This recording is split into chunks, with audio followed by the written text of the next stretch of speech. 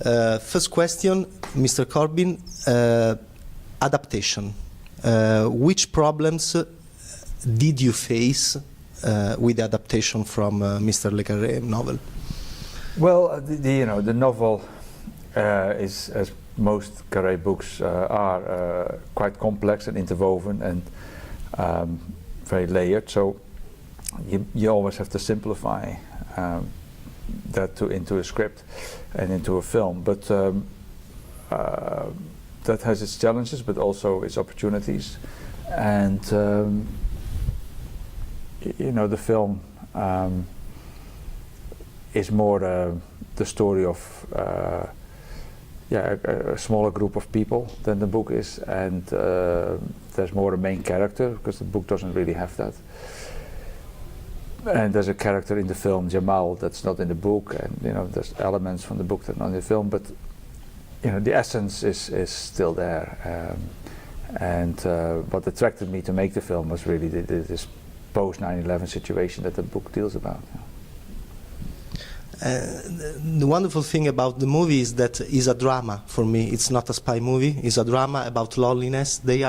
All the characters are lonely people, and Mr. Dafoe character is so sweet. And yeah, and that's great because with Willem you never know. Yeah, he's the sweetest. It's the sweetest banker you that think it's going to turn into something else. Yeah. Because there's an interesting tension in your performance. And was the idea of a sort of a family drama. They are a family, and the banker is the new member of the family, and Gunther is trying always to feed his family, to talk to his family. I found it and genius. to manipulate it. Yeah, I never thought of it really as a family drama. I think one of the most interesting things about how the story is told, both in the book and in the movie, is you take the side of almost everybody at one point or another. There's one central issue. Who is this man? How should we deal with him? And everybody has a different relationship to this illegal immigrant who has come in to Hamburg, and they aren't sure of his motives. The spies are worried about what his intentions are. The bankers worried about not so much about his intentions as he starts to get squeezed by the spies. This social worker that works with immigrants is very concerned for his welfare. They all want to do the right thing, but they all meet around this one character. And in the course of the movie, it's quite extraordinary that you keep on shifting your allegiance, and you keep on taking everybody's point of view, and that's an interesting way to tell a story, because it keeps, I think that's beautiful exercise for your heart and your brain, because it teaches you how to think broadly and look beyond the veil. Things are not what they seem to be, and it's not just a simple way to psychologically know people's motives. There are many factors that you may not know, and this is a way of weighing in all the factors. And I like the ride that you take in your identification with these different characters. Absolutely. And which is your favorite moment in the movie, from the director point of view and from the actor point of view? The moment that you loved, remembering it? Why? It's like with photography. They always ask you what's your favorite picture. It's really difficult because sometimes it has to do with what a photograph has achieved, and sometimes it has to do with your memories of creating that photograph. It's always very personal. With the film, the same.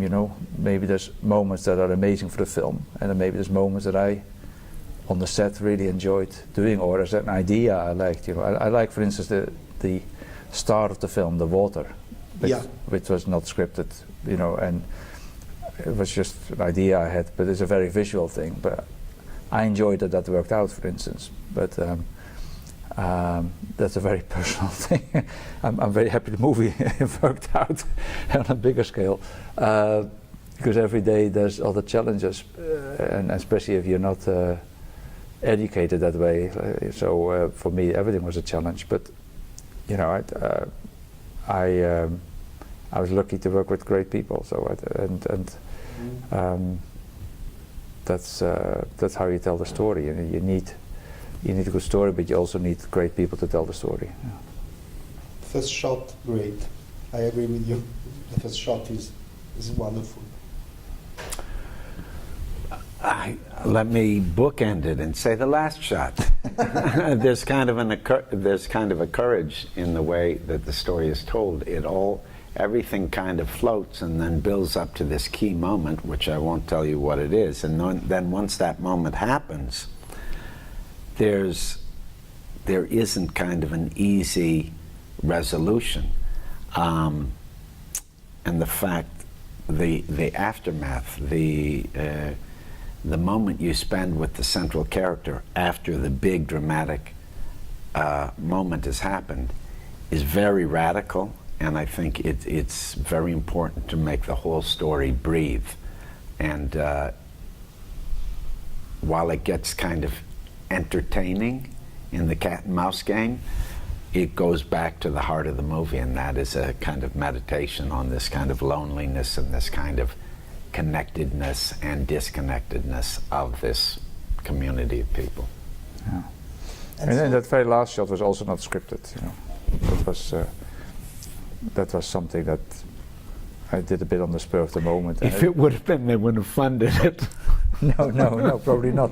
It's what people tell me is a very European ending, and it's frustrating for Americans, but I'm an American, but it worked okay for me. You're a stranger, man. It's true. You're a little bit Italian. Yeah. You're one of us.